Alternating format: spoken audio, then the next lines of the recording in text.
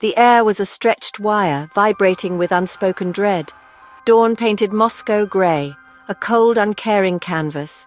The CCCP building stood defiant, a concrete titan. But even titans can feel the chill of incoming fury.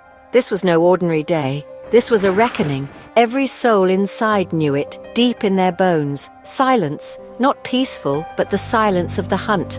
The pause before the pounce. You could almost taste the metal in the air, or maybe that was fear. FSB Spetsnaz operators moved like shadows through stark corridors, faces grim, each man a coiled spring, waiting. The hardest part. Outside, the city held its breath, streets empty, only the wind whispering secrets of the storm to come.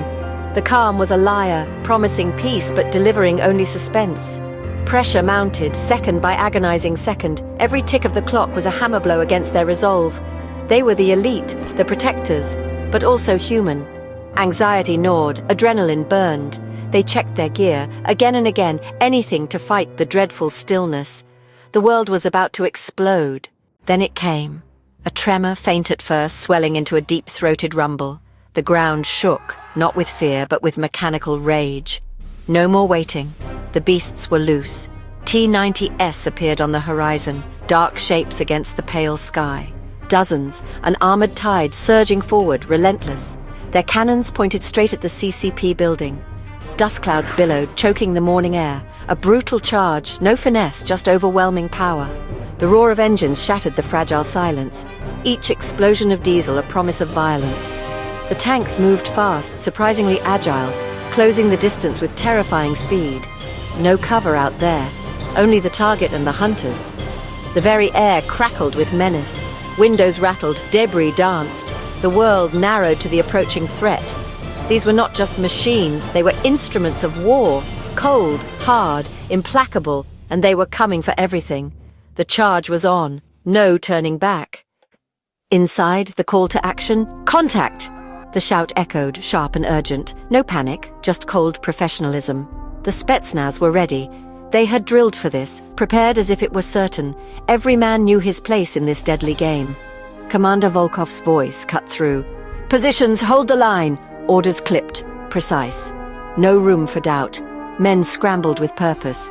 Heavy machine guns swung toward windows, anti-tank weapons primed. The metallic click of bolts, the rasp of grenades, sounds of defiance, a fortress bracing for impact, outnumbered, outgunned.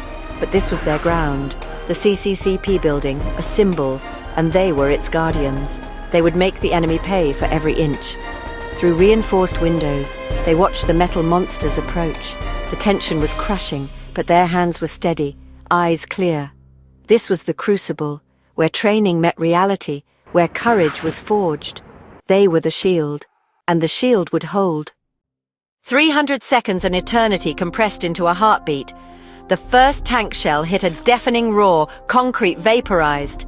The building screamed, shuddered under the impact. All hell broke loose, a maelstrom of fire and noise. This was the fight for survival. Explosions rocked the foundations, machine gun fire stitched across the facade. Dust and smoke filled the air, choking, blinding. You couldn't see, only feel the chaos. The heat shouts, screams, the roar of guns, a symphony of battle. FSB operators returned fire with disciplined fury. RPGs streaked out seeking weak spots. Heavy guns chattered, trying to break the charge. One tank shuddered, trailing smoke, a small victory. But more kept coming. Relentless bravery everywhere, a man pulling his wounded comrade, another firing to the last. The noise was a physical blow, confusion reigned, but training kicked in. Fight, survive, protect. The building bled, but its defenders still fought, still resisting. Then, as suddenly as it began, the main assault wavered. Lead tanks erupted in flames from Spetsnaz rockets. The charge faltered, broke apart. The remaining tanks slowed, their advance blunted by ferocious defense. The cost was too high for now. The roar of engines faded, replaced by the crackle of fires. Silence descended, heavy with the scent of cordite and death. Smoke billowed from shattered windows, burning hulks outside. The CCEP building stood, scarred, battered, but unbroken.